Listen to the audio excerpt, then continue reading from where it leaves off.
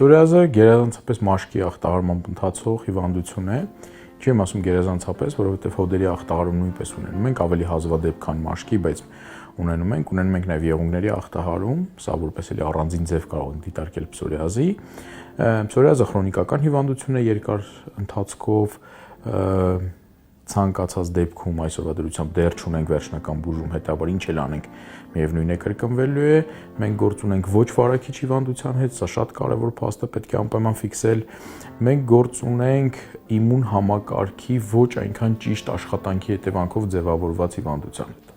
Սա էլ է շատ կարևոր, որովհետև պսորիազի դեպքում բազմաթիվ պատճառներ են քննարկվում, բազմաթիվ գործոններ են դիտարկվում։ Բուժում ասելով, բուժում կա պսորիազի, բայց կան տարբեր արդյունավետություններ։ Այո, բուժումից հետո ես միշտ իմ բուժառուներին ասում եմ, որ մենք միևնույնն է մի օր էլի հանդիպելու ենք։ Ախտահար պսորիազը։ Պսորիազը ունի այսպես կոչված սիրելի տեղակայումներ։ Դա գլխի մազածածկ հատվածի եւ ոչ մազածածկ հատվածի սահմանն է։ Սովորաբար ճակատային հատվածում կոչվում է պսորիատիկ թագ, այսինքն ծիրուն այդ եզրով դասավորված հանգուցիկներ են լինում թեփոտվող։ Դա արմունկներն ու ծնկներն են, շատ բնորոշ տեղակայում, բայց ինչն է կարևոր,